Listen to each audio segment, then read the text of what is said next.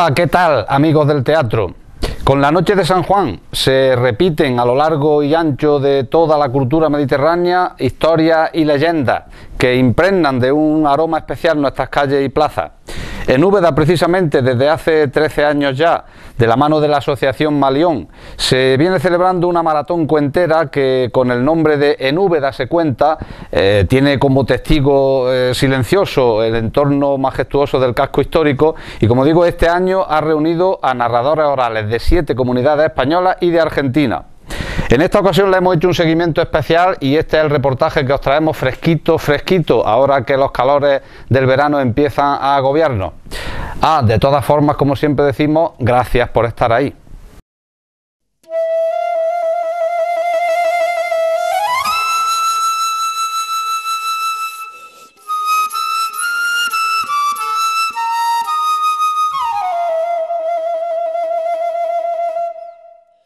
En el siglo de oro se dio a conocer el bululú, el juglar que iba de pueblo en pueblo cantando historias y recitando versos.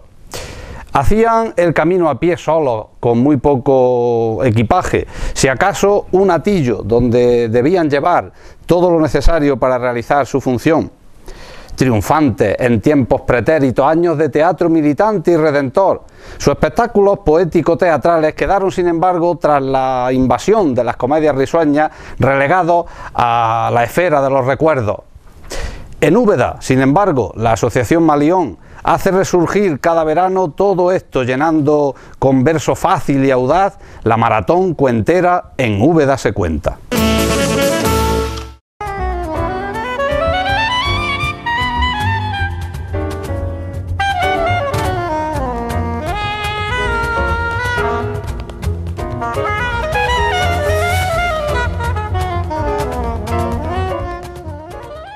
Para los que desde nuestra infancia nos quedamos prendados de aquella insigne época que dio lustre a nuestras letras, el siglo de oro, pues volver a redescubrir en las calles y plazas la imperecedera presencia del bululú, pues algo que nos llena de orgullo, nos llena de impulso e incluso de un impulso bastante aquiescente. 13 años después, la gente de Malión lo consiguió en su momento, devolviéndonos entero, pero al mismo tiempo reconvertido o recambiado, si se puede decir esa expresión, a este juglar del siglo actual, del nuevo milenio. Como digo, Malión lo consiguió en aquel momento y 13 años después, o 12, si tenemos en cuenta aquella obligada o aquel obligado año sabático, pues como digo, en ese momento lo conseguía. En Úbeda se cuenta es hoy día una incuestionable e imprescindible realidad para la cultura obetense, pero yo pienso que quizá un poco, si no bien atendida por esa promoción turística y cultural de nuestro entorno, ¿no? Bienvenido Javier, bienvenido Nono, bienvenida Benita. ¿Quién me responde a esta primera cuestión de honor? A lo de si ha sido, digamos, bien... ¿Lo cojo yo? Cogerlo, sí. Vale.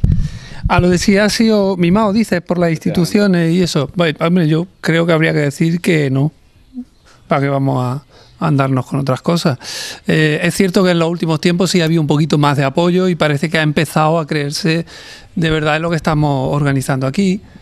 Pero de momento lo que es un apoyo completo, total, lo que es demostrar confianza hacia una cita que, como bien decía, está ya más que consolidada y es una necesidad hoy por hoy en esta fecha de San Juan en la población, yo creo que falta un poquito de apoyo institucional, sí. Decía yo antes que aquel juglar, aquel contador de historias que iba de pueblo en pueblo, caminando solo, sufriendo mucho, como dice El viaje entretenido de Agustín de Rojas, pues cada verano revive en Úbeda y eso nos hace pensar que ¿qué tienen en común estos magos de la palabra actuales con sus predecesores en el tiempo? Pues mira, no sé si tienen algo en común. No me miréis así, que yo también me he asustado. Pero lo que sí es cierto es que En Úbeda se cuenta nació sin aspiraciones ninguna, con ganas de llenar un espacio que aquí en la provincia de Jaén y en Úbeda no había nada. Nació a raíz de que la Asociación Malión nos llamaban para participar en eventos relacionados con la narración oral y vimos que la necesidad nos obligaba. Y desde entonces hasta ahora hemos ido creciendo. Yo recuerdo el primer festival de cuentos, que es el segundo, pero el primero que se hizo ya en junio, con la Noche de San Juan, con la Tragantía, ver subir a la gente por la cuesta de la Puerta Graná con globos, esa cantidad de gente siguiendo a los narradores como los ratoncillos siguiendo al flautista de Hamelin, nadie nos lo podíamos creer. Y cada año se nos llenan las plazas, la gente sabe escuchar, participa de los cuentos, con silencios, con risas, con su emoción, y las narradoras y los narradores pues les gusta venir a Úbeda, y la trayectoria que tienen en común, pues sobre todo la ilusión, el frescor, la alegría y la ilusión de la palabra, la magia que tiene la palabra. Y bueno, pues creo que esa es... ¿Lo he dicho bien? Es que aquí hay que hacerlo todo en asamblea, que lo sepáis. Yo empecé a engancharme a este maratón cuentero pues en su segunda edición, y ya entonces hice un artículo en el periódico en el que decía que en Úbeda se cuenta posiblemente era un avezado mensajero del tiempo y del espacio, pero hoy día en Úbeda se cuenta, como decíamos, es una realidad, y yo creo que forma parte de esa coordenada de la memoria, de aquella memoria, de aquella nostalgia dramática que eran estos bululú en el tiempo, ¿no? 13 años recorriendo una maratón cuentera que yo creo que da mucho de sí, pero sinceramente vosotros, como aventajados que sois narradores y por ello utilizáis muy bien la palabra, ¿cómo resumiríais a modo de, yo que sé, de valoración o de resumen estos 13 años, este camino recorrido?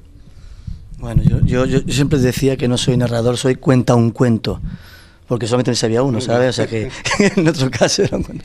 No, pero sí, lo cierto es que hay... Úbeda ha calado el festival de forma que ya es un referente en junio. Es decir, el público está esperando que llegue esta fecha y tiene ansia realmente de encontrarse, de celebrar la fiesta de la palabra, de todo tipo de público, y eso realmente ha calado. Sí, en este poco tiempo que llevamos, sí que tenemos ya pues toda una gente de seguidores que no solamente vienen de Úbeda, vienen también de los alrededores, y es un referente, y lo que hace falta realmente es que te pueda ir creciendo en medida que, lo que decíamos al principio, se lo crean mucho más y podamos apoyarlo, ¿no? Hablábamos antes de la herramienta de la palabra, decía Benítez, efectivamente yo creo que el narrador oral, el cuentero, es que como muchas veces tenéis tantas formas de denominaros, sobre todo los que lo hacen muy bien, y son casi todos los que vienen por aquí, o yo diría todos, armados con esa herramienta eficaz que es la palabra, pues durante año tras año, 13 ya como decíamos, 12 festivos, pero 13 ediciones, pues han llenado las plazas, aquellas plazas de Úbeda, esas plazas de Úbeda que tenemos renacentistas, pero que seguramente en el tiempo pasado fueron testigos también de aquellos bululús que venían. Como digo, pues llenan de historia este entorno mágico que es Úbeda, eterna y mágica, como siempre decimos. ¿Qué van a disfrutar este año los espectadores, que como decía Javier, vienen de Allende los Mares incluso? ¿Qué van a disfrutar este año en el 12º festival? Bueno, a ver, lo que vamos a disfrutar fundamentalmente pues son cuentos, historias, narraciones que nos van a hacer emocionarnos, reírnos, jugar, participar. Este festival, una de las particularidades que tiene es que en cuanto a contenido es bastante imprevisible. Es decir, sabemos los lugares a los que vamos a ir, sabemos dónde nos vamos a convocar, pero nunca, ni siquiera desde la propia organización, controlamos el contenido de lo que luego va a ocurrir en las sesiones. Entonces, lo que nos vamos a encontrar va a ser siempre una sorpresa que va a depender tanto de los propios narradores y narradoras que vienen y el momento en el que ellos se encuentren personalmente, en los intereses que tengan en cuanto a la historia y el modo de contarlo, y también yo siempre pienso que tiene que ver un poco con la actitud del público, que algunas veces, por su manera de estar, por su manera de mirar, te sugiere determinada historia a la hora de elegirlas para contar, ¿no? Entonces, partimos de la sorpresa y desde ahí hacia arriba. Decíamos antes que Benita lo apuntaba, que surgió en Úbeda se cuenta pues por la necesidad de que no había nada de este estilo por aquí, y muy pocos sitios de Andalucía hay un entramado arquitectónico, un entramado de patrimonio de la humanidad como es esta Úbeda, y todo ello que decíais, todas esas historias, todos esos cuentos, pues se presentan o se apoyan en esa iluminación, en ese entorno tan característico que tiene Úbeda. Pero yo quería preguntaros un poco, que nos hiciéramos eco de por qué surge Malión. Surge en 1995, pues con la necesidad de que la expresión dramática formara parte del sistema educativo que tenemos en este país, que muchas veces el teatro, la música no, por suerte, pero el teatro, por desgracia, está bastante olvidado en estos planes.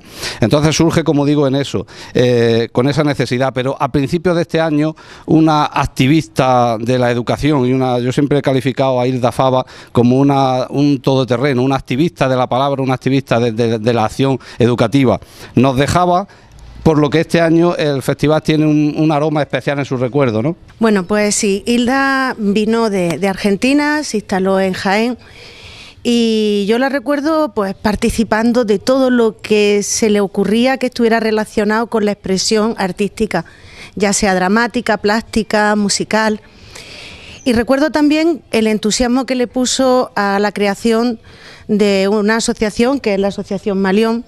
Ella fue la ideóloga, la creadora, la impulsora de la asociación, y empezamos pues haciendo actividades relacionadas con el teatro, con la música, con las artes plásticas, desde la escuela. El profesorado y los espectadores y actores juntos, trabajando porque la expresión artística fuera completa y se desarrollara en la escuela. Esto nos hizo llevar a diferentes sitios pues jornadas, encuentros, cursos, y dentro de esas actividades pues empezamos a participar, como decía antes, en actividades de narración oral. Y ella siempre que se le ocurría algo lo llevaba con tanta energía y con tanta fuerza que no había manera de decirle que no. Y recuerdo que fuimos a Guadalajara al maratón de cuentacuentos que hay en Guadalajara, y cuando volvimos dijimos, hay que hacer algo aquí. Y salió en diciembre del 1999 el primer maratón, que se llamó así, y el segundo ya fue en el año 2001, creo, seguro, en el año 2000. Desde entonces ella, de forma activa, o bien por llamadas de teléfono, o bien preguntando cómo va, los primeros años venía siempre, porque ella luego se fue a Madrid a vivir, y bueno, pues ha sido una impulsora y la echamos en falta. La echamos en falta, pero sabemos que está con todo Malión y con el festival, por una cuestión muy sencilla, porque lo importante de la gente importante es que siempre están. Y bueno, pues este festival, que ya se nos fue en enero, se lo teníamos que dedicar, y se lo dedicamos a su memoria, y se lo dedicamos como mejor sabemos hacer, que es con los mejores narradores y narradoras, en 3 días de cuentacuentos, y con una actividad además con el profesorado como los orígenes nuestros de Malión, ¿no? Una actividad que va relacionada con la familia y con la escuela, para que la práctica de la narración oral sea una práctica también en esos dos ámbitos. Y bueno, pues dedicárselo a Hilda, una señora de los pies a la cabeza, y con una energía y con un impulso que hizo nacer esto. Y es que la historia, y con ello la cultura, pues se mueve en círculos, y paradójicamente en este tiempo nuestro de la globalización, la imagen y las nuevas tecnologías, pues yo creo que es cuando más debemos procurar el retorno de esa nostalgia perdida que decía yo que Malión ha recuperado con Era en Úbeda se cuenta. Pero ¿qué os queda todavía por conseguir de vuestros objetivos? Bueno, eso aquí cada cual puede... Eso digo yo me imagino que cada uno tendremos un poco una idea de festival. Yo creo que lo fundamental es los ejes están marcados, es decir, la directriz está marcada, es decir, hay espacio, hay narradores y narradoras que vienen, tenemos un público que está ansioso de escucharlo, y esa digamos, tan sencillo y tan complicado a veces de conseguir, lo tenemos. ¿De qué dependerá? Dependerá de que este festival pueda aumentar en días. Pues vale, en la medida que lo que decíamos al principio, las instituciones se lo crean, porque no nos falta ni imaginación, ni gente que quiera venir, ni ganas de hacerlo. Que se puede llegar hasta donde realmente se quiera. Y no todo solamente es ciertamente cuestión económica, ¿no? Sí, pero sí que necesitamos apoyo, que afortunadamente cada vez se encuentran más, cada vez hay más personas, más grupos, pequeñas empresas que de una forma muy modesta apoyan y están ahí. Y eso creo que ese tejido es lo fundamental que entendemos, o entiendo. Yo creo que entendemos, porque eso sí compartido, que es fundamental. Es decir, que no es cuestión solamente de un apoyo económico, muchas veces es simplemente el estar allí, el valorar lo que se está haciendo, el hacerse partícipe y presente, donde hay a veces, tú lo has visto, hasta 500 personas con un silencio que los propios narradores y narradoras se quedan sobrecogidos, ¿no? Y ese placer. Todo eso está ahí. Lo que algunos festivales tardan en conseguir tiempo, nosotros afortunadamente desde un principio, de una forma sin modesta, sin grandes pretensiones, lo conseguimos, ¿no? Gracias, digo, a esa unión, simbiosis, es un lugar de encuentro. El festival es un lugar de encuentro donde narradores y narradoras somos amigos, y los que vienen por vez primera se hacen también amigos. Y yo creo que esa magia y esa chispa para nosotros es lo fundamental, ¿no? Es un evento afectivo fundamental, y de ahí para adelante, ¿no? ¿Quieres añadir algo? No, yo creo que Javier lo ha definido perfectamente, las líneas están. Sí que es cierto que hay algunas actividades que a lo largo de estos 12 años de festival a veces han podido llevarse a cabo, otras veces no, sesiones con mayores o en hospitales, cosas que han tenido su momento y que, por lo que decimos, porque en un momento dado no se ha podido entender bien cuál era la función que cumplían, y que a mí me parece una cosa muy bonita de hacer, pues no han terminado de arraigar como a nosotros desde la asociación nos hubiera gustado. Entonces, campo para crecer lo hay, ¿no? Ganas también, público. Lo que decíamos, ya no es solo la pequeña colaboración económica, sino que incluso la gente nos cede cocheras, nos dan puntos de luz desde sus casas para que pongamos el sonido. Es decir, cada uno en la medida de sus posibilidades, y es una de las cosas que más nos llena de satisfacción del festival, lo siente como suyo, lo trata como suyo, y eso precisamente yo creo que es la guinda o el meollo un poco de la cuestión de por qué este festival funciona así. El festival crecer, si crece, es a lo ancho, porque más días tal vez no, 3 días y 3 días llenos, 4 como mucho. Esta noche tenemos Cuentos en el Umbral, pues porque está antes del festival, es justo antes, pero cuando me refiero a lo ancho es durante el año. Durante el año sí que nos lo hemos planteado en la asociación, no dentro del festival, porque el festival tiene sus días y tiene, bueno, pues retomar algunas actividades, algunas acciones, pero durante el año sí que nos gustaría contar con apoyo, que por parte de la gente que escucha y por parte de la gente que le gustan los cuentos, no hay ningún problema. Tendríamos que encontrar ese apoyo que siempre hablamos, y que ahora en tiempos de crisis podría ser muy sencillo, porque no hace falta, para hacer muchas cosas no hace falta dinero, hace falta voluntad, y que se lo crean. Entonces, yo sí que me gustaría que hubiera cuentos en el otoño, que hubiera cuentos en el invierno y en la primavera, y que cuando llegara el festival pues tuviera todo el mundo pues como mogollón de historias que se hubieran podido contar antes, ¿no? Pero estamos, que Malión somos chiquititos y tampoco queremos ser tampoco gigantes, ¿no? Pero el festival como está, pues algunas acciones, como ha dicho, pues sí, pero está muy bien y a la gente le gusta el formato que tiene, porque podemos atender a la gente, y si no, luego le preguntáis a los narradores y a las narradoras, que lo mejor que se llevan de aquí es la atención del público y de lo que nosotros podemos darle, porque de dinero se llevan más bien poco.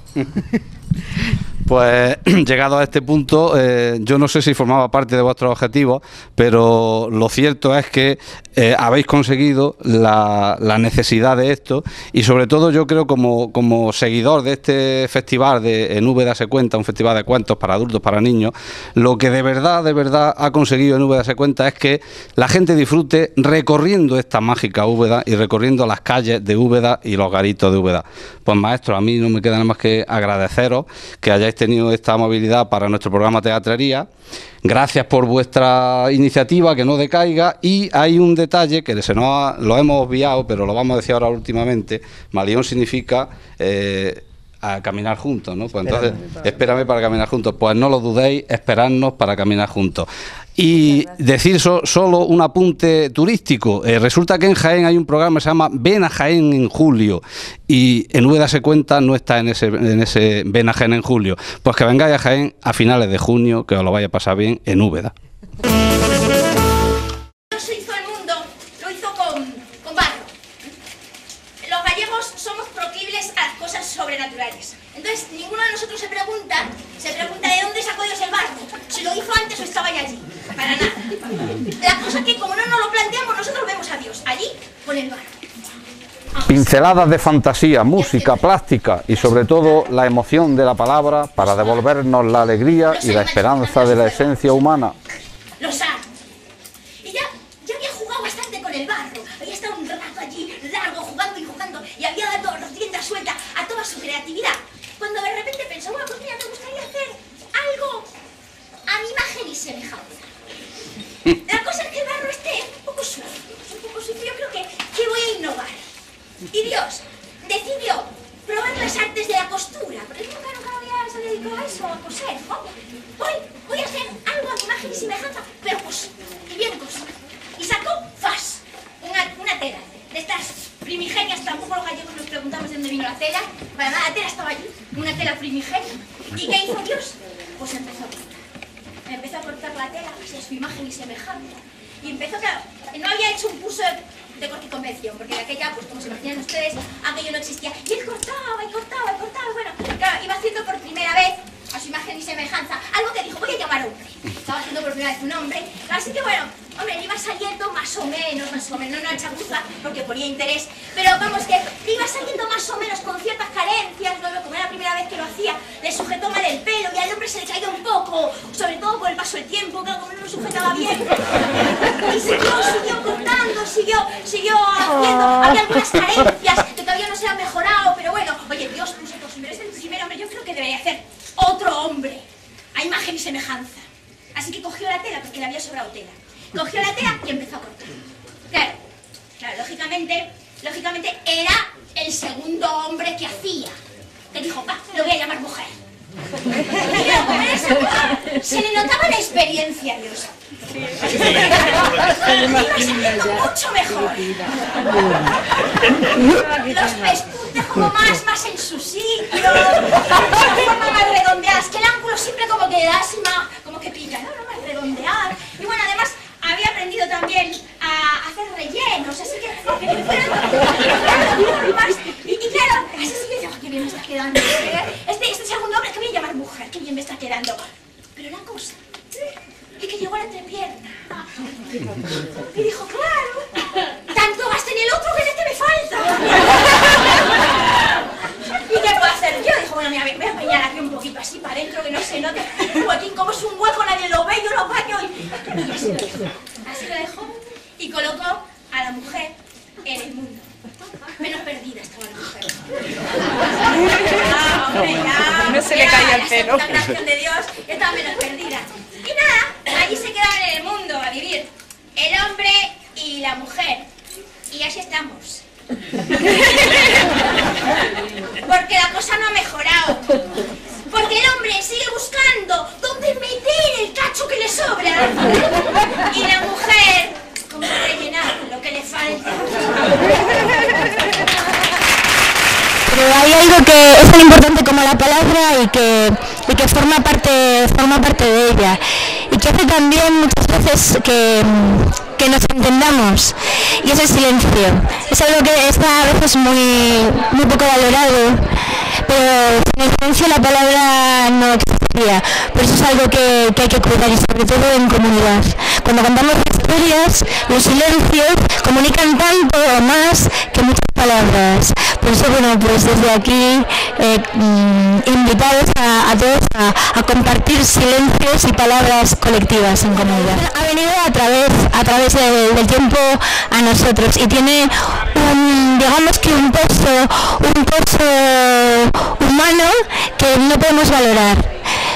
Pero podemos acercar todavía más la tradición haciendo versiones propias, como han hecho realmente a lo largo de toda la historia. Los motivos tradicionales se han ido adaptando a las distintas épocas y a las distintas voces que los han contado. Y al mismo tiempo también es interesante mezclar a veces tradición con autores también, porque no estamos tan lejos muchas veces. De hecho, lo tradicional también procede de un autor anónimo, en este caso, pero también. Entonces, bueno, yo creo que realmente a la hora de contar se pueden utilizar fuentes de todo tipo.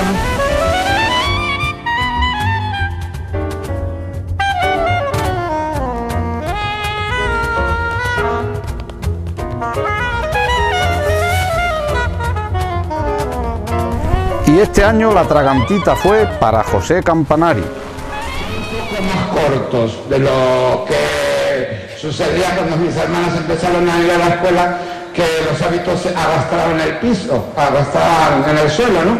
Pero ya a estas alturas dejaban entrever el tobillo. Así que las monjas, con la sensualidad que genera dejar ver el tobillo, se subían al escenario, muchas con bigotes, y cantaban canciones alemanas, canciones francesas, canciones italianas, canciones de su infancia, de la venida. Había algunas que cantaban siempre la misma, otras cambiaban el repertorio. Por suerte cada tanto había una monja nueva. Pero había una monja en aquella escuela que nunca se subía al escenario, una monja muy viejecita que ya no hacía nada más que caminar por el patio muy cada tanto, que aún mantenía su hábito arrastrando el suelo. Escuché a Pepe Sevilla. La verdad que aquella vez cuando yo escuché aquella historia, a mí me fue como trayendo recuerdos personales. Y después de varios años de escucharla, me acordé exactamente al momento que me llevaba aquella historia. Esa historia me lleva a Buenos Aires, esta vez no al barrio de Chacarita, que es donde yo nací y me crié, sino al barrio donde estaba la escuela de monjas a las que iban mis hermanas. En la escuela de monjas a la que iban mis hermanas pasaban muchas cosas, ¿no? Pero una cosa que pasaba cada 2 por 3 era que se hacía algún tipo de festival para recaudar fondos. Nunca se sabía muy bien para qué era lo de recaudar fondos, pero se recaudaban fondos. Y luego, saltando. Y siguiendo el sendero llegó a un bosque. Y en el bosque, Ole casi tropezó con aquello que descubrió luego que era un niño más pequeño que él. Y el niño estaba llorando, levantando el pie, porque tenía el cordón desatado. Se había comido la tragantúa, pero el cordón del niño estaba desatado. Y Ole, que no pensaba parar tan pronto porque hacer algo, no se puede hacer algo importante desde el principio, pero el niño decidió que si quería hacer algo tenía que empezar por algo. De modo que se presentó. Aquí está Ole, hago lo que puedo.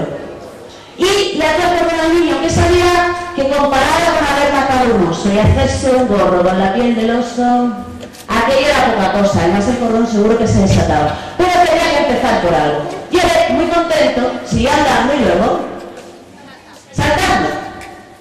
Y se tropezó más profundo en el bosque con una mujer, una adolescente, una mujer de adolescente, una niña que estaba toda salpicada de agua y además descubrió que había un cubo lleno de agujeros por los cuales iba saliendo el agua del cubo y la niña, y por más agua que le echara el cubo, evidentemente el agua del cubo salía. De modo que Ole, aunque no pensaba parar tan pronto, pero si quería hacer algo tenía que empezar por algo, se presentó. Aquí está Ole, hago lo que puedo. Y Oleg pensó que comparado con matar a un oso y hacerse un gorro, aquello era poca cosa, poner unos tapones en el cubo de agua, pero que si quería hacer algo tenía que empezar por algo, de modo que ayudó a la niña y muy contento, sigue andando y después saltando. Y ya se metió dentro del bosque, una zona de cazadores, y ella pronto tropezó con un conejo que se había quedado atrapado. Teníamos a un señor con una caja de bombones que su novia lo dejó plantado ahí, pues lo regábamos, sí. Bueno, y yo siempre que estaba en el huerto me venía una niña que a mí me gustaba mucho, que se llamaba Ana, y me decía, oye Arturo, ¿tú sabes que cuando uno está muy enamorado le brillan los ojos? Yo dije, ¿y qué? Dice, nada, pues para que lo sepas, y se iba dando saltos. Y un día me dice mi madre, Juan, yo me llamo Arturo, pero ella me dice Juan, no me preguntéis por qué. Y me dice, Juan, tráeme unas zanahorias del huerto. Y cuando fui al huerto descubrí que nos habían robado. Y bueno, del susto casi me caigo, pero me agarré de las orejas, me mantuve en pie. Y le dije, mamá, que nos han robado. Y llega mi madre y dice, ¿quién ha sido? Entonces llega un señor de estos muy mayores, así, medio corcovado, que iba caminando. Se le cayó un poco la baba, pero abrí la boca para que se le cayera toda. Y dice, ¡son los cuervos! ¡Ah! Y se va. Esto es muy típico en mi pueblo. Llega un tío muy raro, suelta una frase enigmática y se larga descojonándose.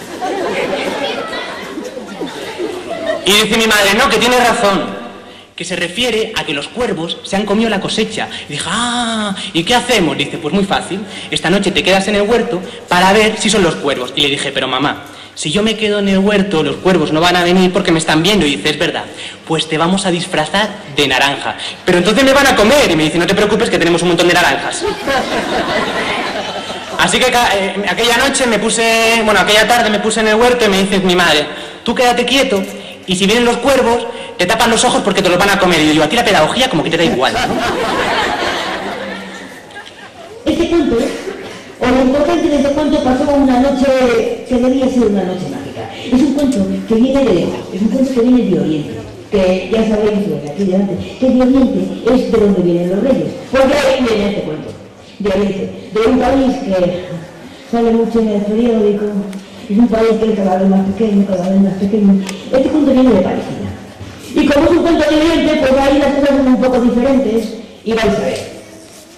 Había una vez una señora que no tenía hijos, y quería tener un hijo, que su marido, que era zapatero, había traído desde el mercado un trozo de hígado para comer. La señora desenvolvió el paquete y vio ahí el trozo de hígado y dijo, si yo tuviera una hija, aunque fuera como este trozo de hígado, yo la llamaría Yaljuta y la querría con toda el alma.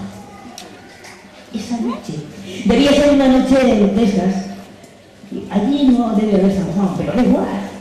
Una noche de estas de que acaba la primavera y empieza el verano. ¿Que lo llamarán de otra manera? Da igual. Digo que debía ser una de esas noches porque esa señora dijo, si yo tuviera una hija, aunque fuera como este trozo de hígado, y al día siguiente empezó a sentirse mal. Y, sentaba mal la comida, y ¿qué te pasa? Le decía su marido zapatero. No sé, lo encuentro mal. Y al cabo de unas semanas pues se empezó a encontrar peor y le empezó a crecer la tripa. Y al cabo de 9 meses tuvo una hija que era un trozo de hígado. Y la llamó Yaljuta. ¿Y qué hizo? Empezar a quererla. Empezar a quererla porque ella lo había dicho esa noche mágica. Y así fue. Y Yaljuta era un trozo de hígado. Y quería, el padre del zapatero la quería muchísimo también, quería bueno. Pero tenía miedo porque no la dejaban mucho salir a la calle, a Yaljuta, porque su madre decía, es que no puedes salir porque si te comen. Había una madre que tenía 3 hijos, más, y luego él. Esta madre estaba siempre muy preocupada, porque estaba tan preocupada que cuando los críos estaban jugando en la calle, pues cuando los veía, las madres somos así, ¿no?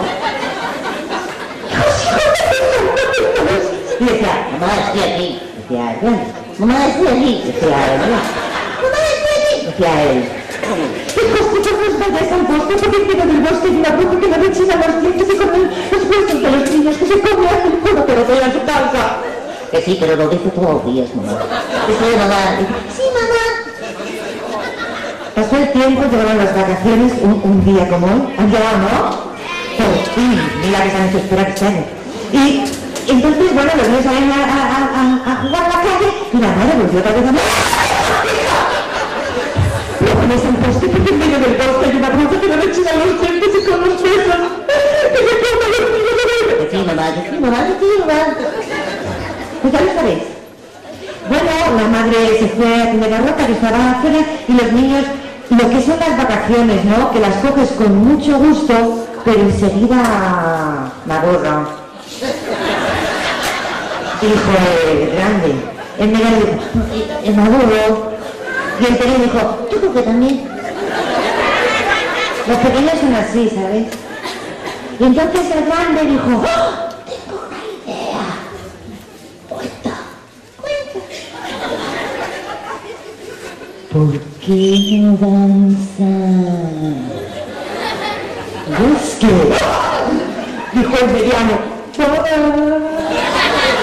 Y el pequeño dijo, no, porque mamá dice que en medio del bosque hay una ropa que lo que se le y se come a los niños y con lo que... Pues no importa. Según para qué cosas, no importa, es verdad. Yo creo que estos festivales, además, pequeños, también llevados a cabo por gente que pone muchísimo cariño, muchísimo trabajo, muchísima ilusión, al final no son festivales pequeños, en lugares pequeños, sino que crecen y crecen y crecen, y la gente que estas noches viene aquí a ver a gente de aquí y de allá contar cuentos, lo aprecia, que el tamaño no importa. Incluso, exactamente, y a mí me gusta mucho decir, además, este sí que es verdad que es un cuento popular, y a mí me gusta mucho decir que no hay surrealismo igual que el de los cuentos populares. Ahora, a nadie se le ocurriría escribir las cosas que están ahí, que nos cuentan los cuentos que nadie escribió, que simplemente siempre se contaron. A mí es un material con el que me encanta trabajar, por eso.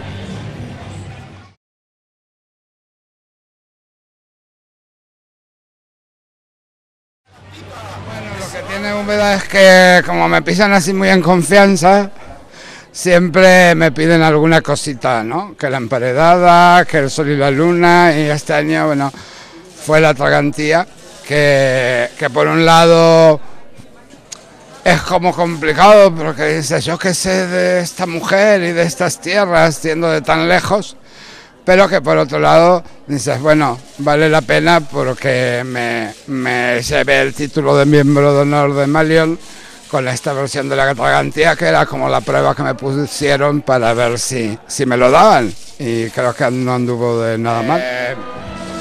Bueno, bien, estos años viniendo a Úbeda se cuenta muy bien, siempre muy cuidado, tanto desde la organización como desde el público, siempre con muchas ganas, con una escucha muy bonita de parte de la gente que viene a recibir las historias y de parte de los narradores que vienen a contarla. La verdad que participar de algo así, que es más que un festival, una fiesta, donde todos disfrutamos.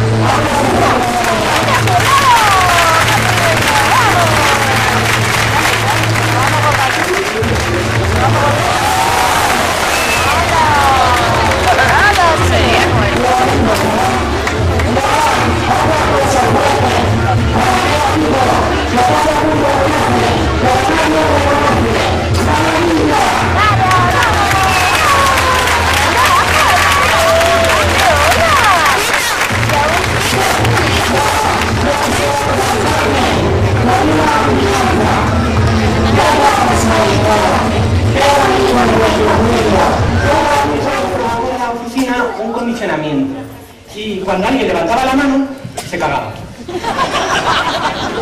Para solucionarlo, eliminamos la votación esa mano alzada, pues. Y luego las cosas que estaban en la parte de arriba de las estanterías las pusimos en la parte de abajo. Y eso provocó un segundo problema, que además de no poder levantar la mano, te dolía el lumbago. Si intentabas agacharte, pues tampoco podías. Y bueno, yo vivía en una casa que los vecinos son muy amables y tenías que saludarles a todos. Yo de pequeño no era muy sociable. Mi madre me decía, no te preocupes, Arturo, eso de mayor se aprende. Pero eso es lo que siempre le dicen las madres a los niños feos y luego no es verdad, sí que es un feo. Nada, pues va a venir otra vez. Y yo tenía mi ruta, tenía que salir y saludar a don Matías, que se ponía a leer el periódico en la puerta porque su mujer lo sacó un día para limpiar la casa y ya le gustó cómo ha quedado la casa, no lo dejó entrar más. Luego bajaba y saludaba a la portera, que me daba un beso. Y luego a don Anselmo, jardinero, que no le gustaba mucho a la gente joven. Pero conmigo... El vecino, el que vino del desierto. Allí estaba el señor Mahmoud regando las plantas y dijo, señor Mahmoud, ¿usted sabe lo que es un poema? Y el señor Mahmoud dijo, ah, un poema es escuchar el latido del corazón de las piedras.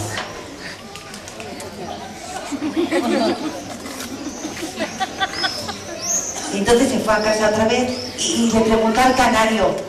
Dijo, canario, ¿tú sabes lo que es un poema? Y el canario, que estaba encerrado en una jaula, le dijo, un poema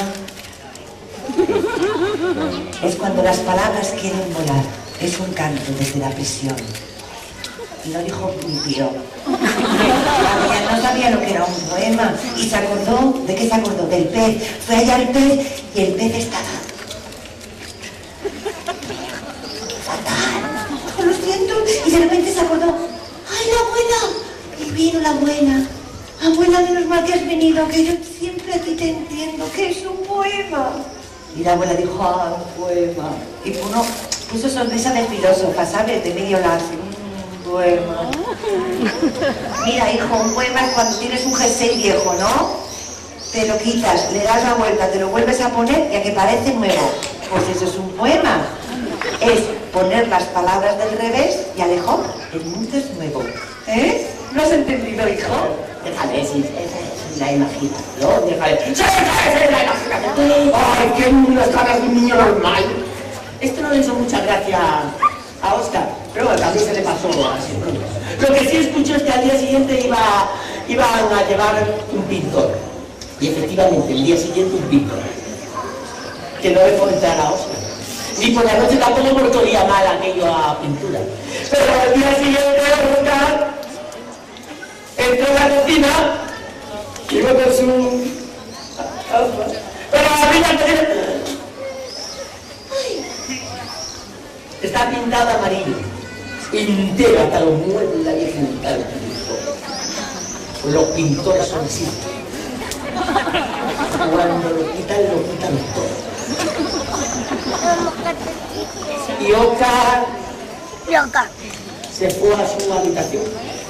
Pero cuando estaba solo, fue a su habitación, se quitó la gafa, cogió su bote y se fue a la...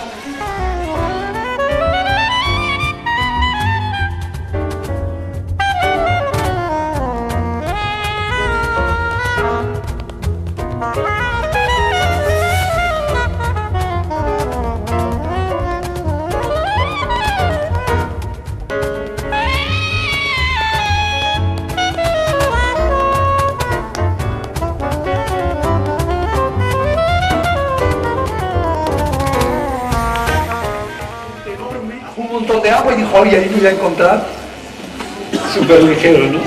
Así que preparó su maleta. Se fue, cogió la maletita esa que llevaba él de viaje. Bueno, esto lo voy a explicar por si alguien no ve los documentales de la 2 que dan luego después de comer.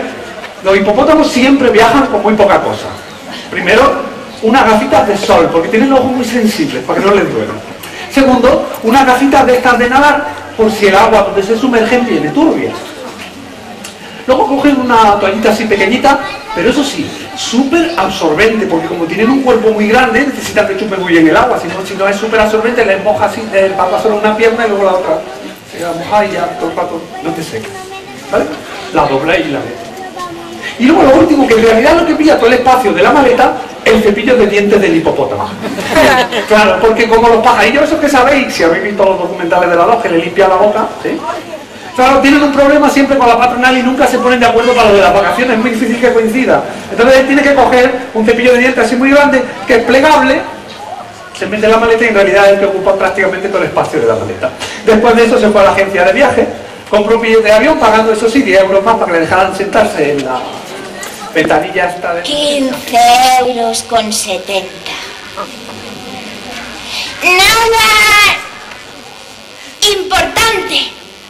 Nada suficiente para comprarle el regalo a a su Juan para aquella Navidad.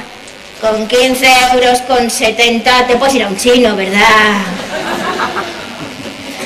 Así que María cogió las monedas, las metió en el bolsillo y se acercó al espejo. Hombre, no estaban pasando un buen momento, la crisis y esas cosas, así que estaba un poco demacrada, pero allí en el espejo estaba su tesoro. Porque Juan y María, como buenos novios, se echaban piropos. ¿No hacéis eso con vuestros novios y con vuestras novias? Bueno, y quien no tiene se va preparando para el momento de los piropos, ¿no? Y como ya sabéis un poco de poesía, que yo sé que esta noche habéis aprendido un poco de poesía. Pues la verdad es que yo es la primera vez que vengo a este festival y la sensación es magnífica. No solo porque el público es una maravilla, como escucha, como está, es una gozada, sino que la organización te miman, te cuidan. Vamos, yo estoy realmente emocionada, la verdad. Pues es que es lo mismo que dice mi compañera. Es un público fantástico, además cuando llegas y ves a tanta gente que tiene tanta escucha, porque a veces no te encuentras por ahí este tipo de gente, y la gente del festival, la asociación Malión, es que ya estoy yo con el calor, son fantásticos. Me ha encantado venir y es un placer, ha sido un placer encontrar tanto cariño por los cuentos y estamos encantadas, mira. Bueno, qué bonito. Cada vez que llegamos a un sitio de verdad hacemos ¡oh! Cuando llegaba aquí me he enterado de que esto es la Escuela de Arte y Oficios, me he quedado loca, vamos. Una maravilla, de verdad, impresionante. Es un cuento.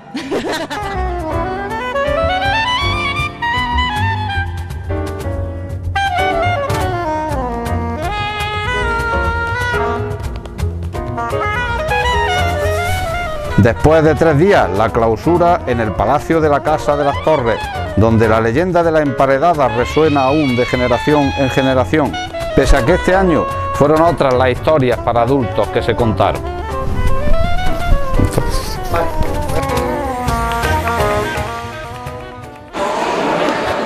La auténtica preciosidad.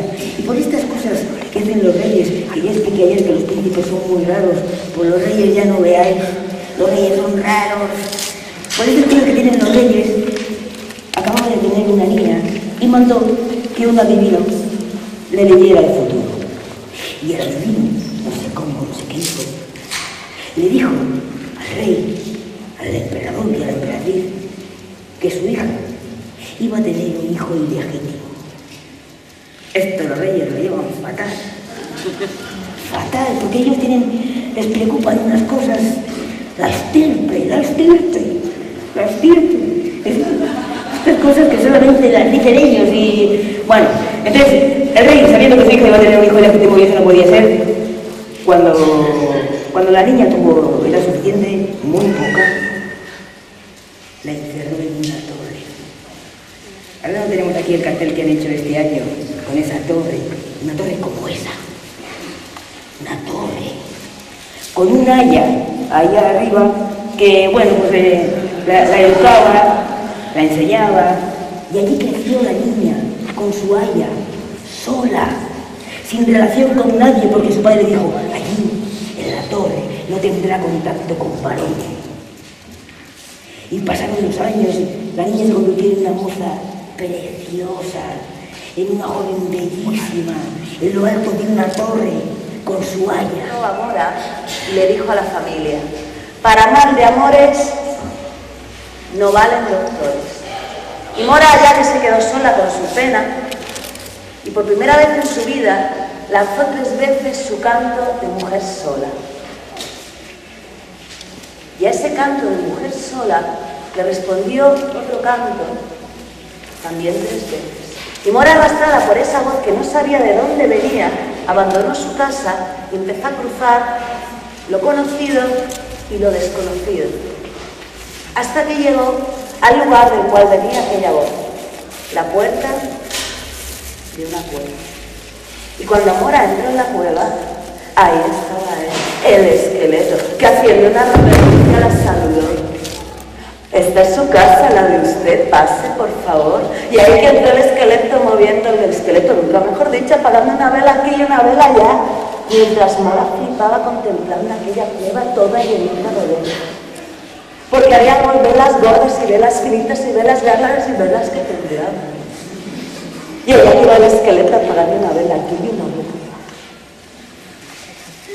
Y de pronto mira Mora y le dijo: nena, bajo tierra no hay coronas, ni de oro ni de ese. A las patas de abajo, de atrás, según como esté sentado el elefante, una caracola. Y en cuanto la caracola rozó la pata del elefante, el elefante miró y dijo: uy, una caracola. Y él sabía perfectamente que adentro de la caracola venía encerrado el sonido del mar. Y él nunca había escuchado el mar. Así que se llevó la caracola a la oreja. Y cuando la abertura de la caracola se juntó con la abertura de la oreja, de adentro de la caracola vino un sonido.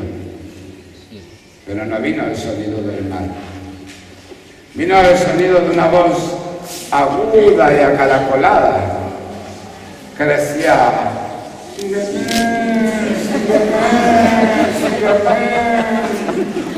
el elefante gris con lunares morados, ni lento ni perezoso, porque estaba muy contento, sin pensárselo dos veces, se metió adentro de la caracola, primero la trompa, luego el resto del cuerpo. Y después de dar unas cuantas vueltas, llegó al fondo de la caracola, donde había una hormiga negra con cintura de avispa, esperándole para disfrutar de su amor.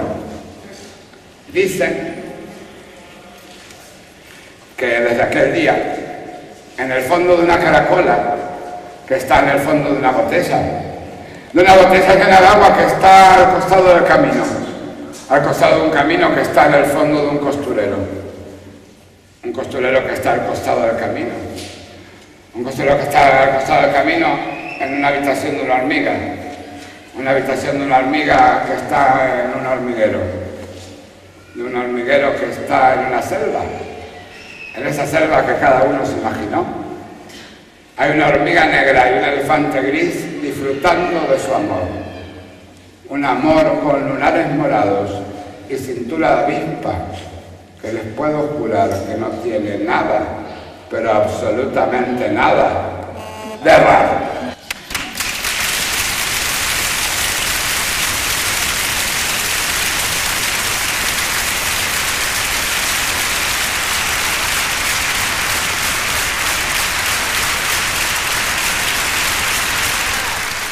Que yo llevo muchos años viniendo aquí a los cuentos, y una de las cosas que más me gusta de Úbeda, y que está en la calle con todo el ambiente y toda la gente es muy alegre y los cuentos son fantásticos y me da una alegría, mucha alegría, y necesitamos muchos cuentos, muchos más cuentos.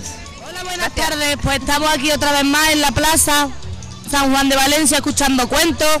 Es muy importante que haya cuentos para que los niños, los mayores, los abuelos y todo el mundo escuche las historias de siempre, sigamos aprendiendo, sigamos sintiendo valores y no se puede acabar nunca.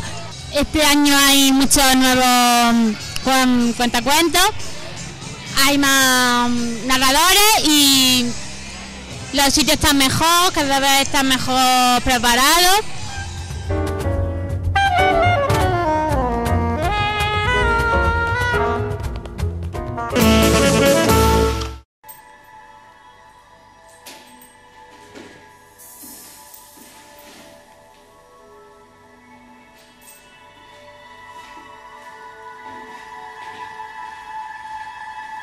Después del vendaval todo ha cambiado. El canal de la risa de Arlequín, los ojos de Rosaura, la inaudita sagacidad de Zona de Briguera ya no son más que un montón de trapos inservibles. La penumbra golpea en los telones, viendo de Betinga luz dentaria. Después del vendaval todo ha cambiado. La joroba y la espada, el traje de alta luna, borrascosa, bigotes y calzado, sombreros y gorgueras colgados de la muerte, la luz amontonada en un rincón, el blanco, el rojo, el negro, el amarillo, el rosa teñido con el rojo escarlata del vino, la banda fulgurante de la noche, el guiño insinuante, natural, el ojo escrutador, las lenguas fulgurantes, la gracia dialectal.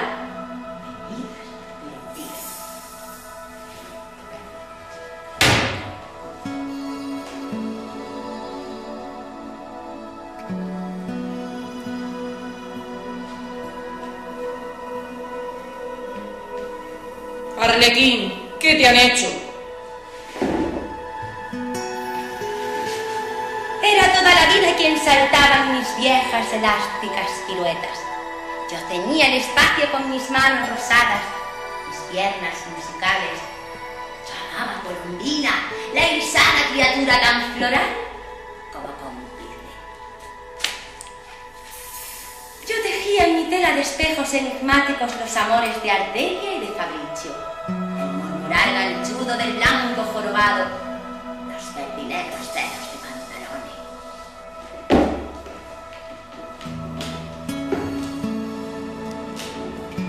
Yo era el viento trapacero que complicaba el mundo. Alguien rompió las fábulas en donde convivía. Alguien bajó el cero inesperadamente.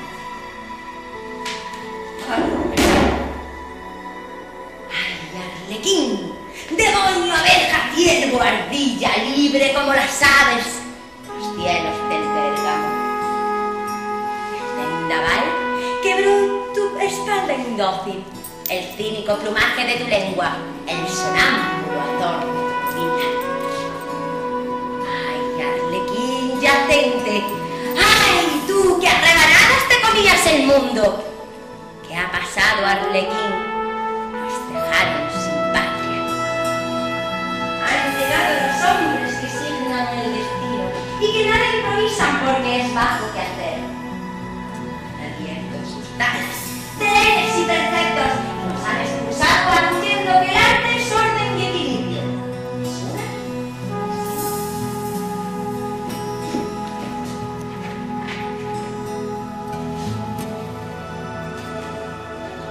Ya no estaré al servicio del zorro Lignosi, ni el flaco capitán aterrará el infierno, ni regará su planta del sueño Pérez Pedrolino, ni rumiará el doctor Plus Juan perfecta ciencia.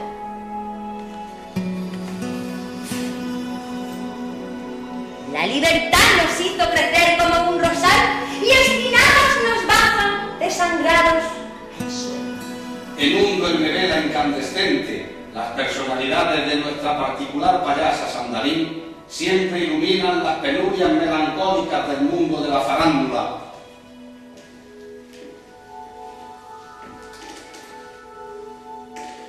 Sobre nuestro trabalado insomne, sin sueño y sin frontera, danzan los fantasmas queridos por teatrerías, el sátiro de la farsa, el duende de la tragicomedia y la Venus altiva e intocada de la tragedia. Así es que, amigos, hasta la semana que viene. El teatro es un río que nos obsesiona a todos. Hasta la próxima semana, como decimos, en Teatrería, donde deseo que seáis felices bajo la protección de Talía.